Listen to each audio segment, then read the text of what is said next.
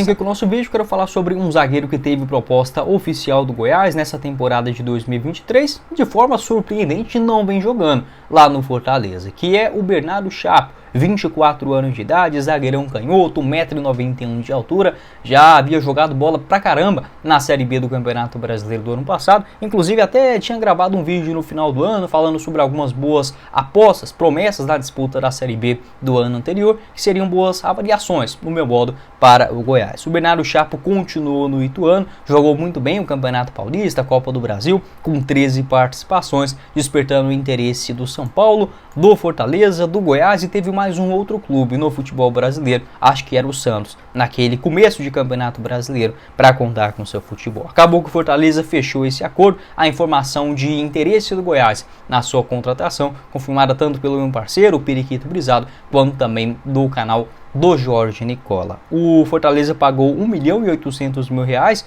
para contar com 70% dos direitos econômicos do atleta, um contrato longo, até dezembro de 2026. E por que trouxe aqui o Bernardo Chapo? Se ele tivesse sendo titular absoluto no Fortaleza, com bom destaque nesse Campeonato Brasileiro, o que até seria um natural, um cara canhoto, boa saída de bola, ótima estatura, jogo aéreo e ainda muito jovem, entretanto, não estreou no Fortaleza. E você fala, então ele teve uma grave lesão.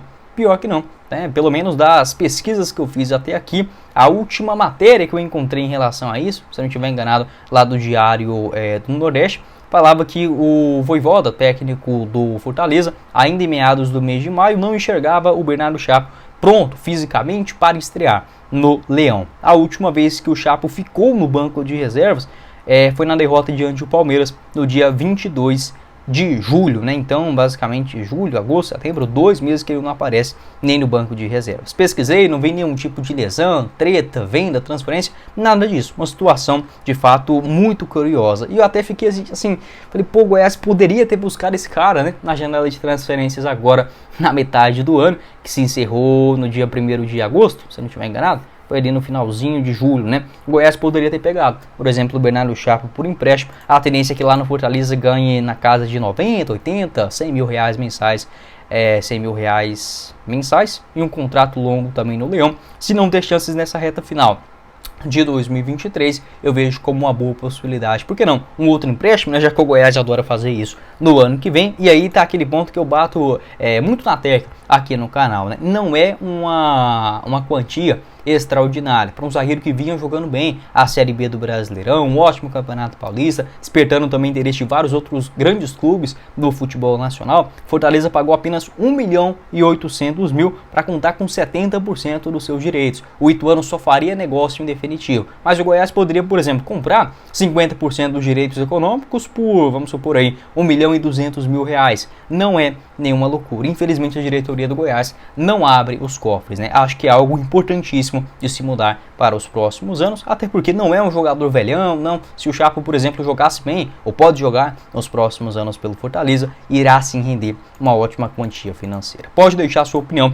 a respeito desse zagueiro com proposta oficial do Goiás, revelado nas categorias de base do Ituano, onde estreia no profissional na temporada de 2021, joga bem a Série C do Brasileirão, bem na Série B de 2022, um ótimo Campeonato Paulista e simplesmente sumiu do Fortaleza no Brasileiro. Para completar aqui o nosso vídeo de hoje, quero falar sobre o atacante Marcelo Cirino. Você lembra dele? Revelado nas categorias de base do Atlético Paranaense, onde ele está até hoje, O Cirino, apesar de ter desaparecido também do cenário nacional nos últimos meses, realizou apenas 6 jogos na temporada de 2023 no Furacão e, segundo informações da rádio Banda B de Curitiba e também do Globo Esporte, o jogador na última semana começou a treinar em separado. Aliás, tem 2 semanas que isso aconteceu, ficou bastante chateado, enfim, mas acabou entendendo a atual decisão da diretoria. A última vez que o Cirino ficou no banco de reservas aconteceu diante do Flamengo no dia 13 de setembro.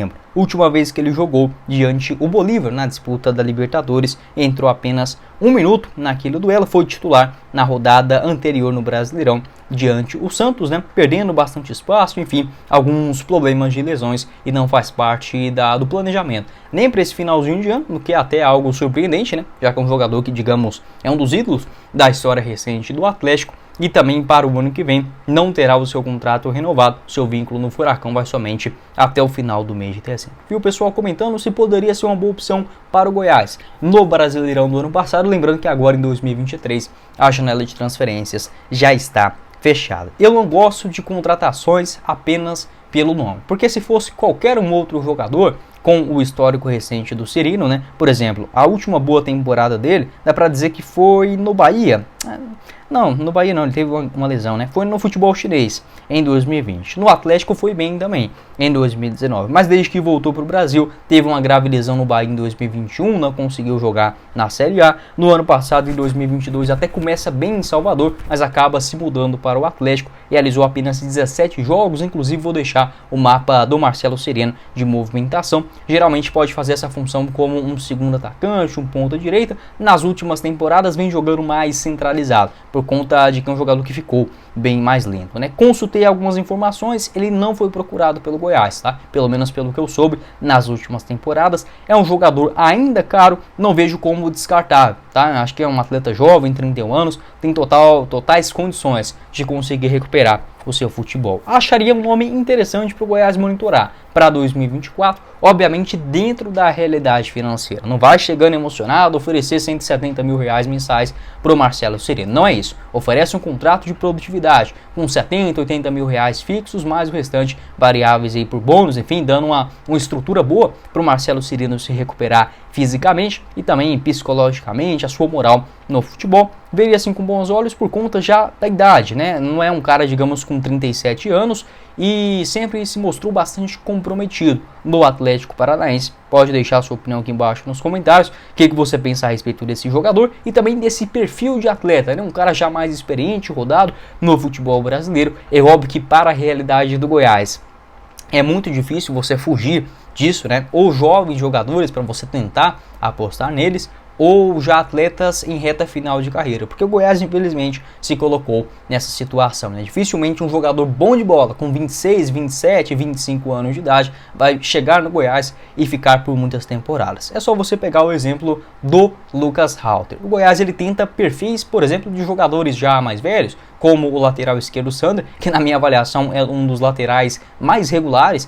da história recente do futebol brasileiro, mas já é experiente, então não vai ter uma proposta astronômica do Palmeiras, do Corinthians ou do Atlético Mineiro na próxima temporada, entende? Então o Goiás ele acaba ficando, infelizmente, com esse perfil. Aposta demais em muitos jogadores jovens e às vezes medalhões sem muito sentido, né? Como por exemplo o Felipe Bastos em 2022, mas pelo menos não são tantos como em temporadas anteriores. Obviamente o negócio vai depender muito de toda a contratação, né, dos valores oferecidos. No caso do Marcelo Sereno, um jogador que sempre me agradou. Acho que a torcida do Goiás também sempre teve, digamos assim, um certo medo de enfrentar esse cara, né? Sempre fazia gols contra o Goiás ali em meados de 2014, 2015, desde que voltou ao Brasil, desde que voltou ao Atlético, né, a sua melhor temporada em 2019, com 10 gols e 5 assistências em 46 participações. Pode deixar sua opinião a respeito desse jogador, dando sopa no mercado da bola, talvez para o ano que vem, topando, por exemplo, um salário mais baixo, por produtividade, veria assim com bons olhos para a diretoria alviverde. Mas se for o vídeo, espero que vocês tenham gostado. Não esqueça de deixar seu like aqui embaixo, também se inscrever em nosso canal e ativar as notificações para sempre conferir os vídeos novos que gravamos diariamente aqui no YouTube do Goiás News. Também se inscreva em nosso canal de cortes, o Cortes do Goiás News, que eu vou deixar o link aqui embaixo na descrição. Tem o nosso Instagram também, da página do Goiás News, e os links dos dois apoiadores na descrição e no primeiro comentário fixado. Quem falou com vocês foi o Guilherme e nos vemos em uma próxima oportunidade, meus caros esmeraldinos. Valeu, galera!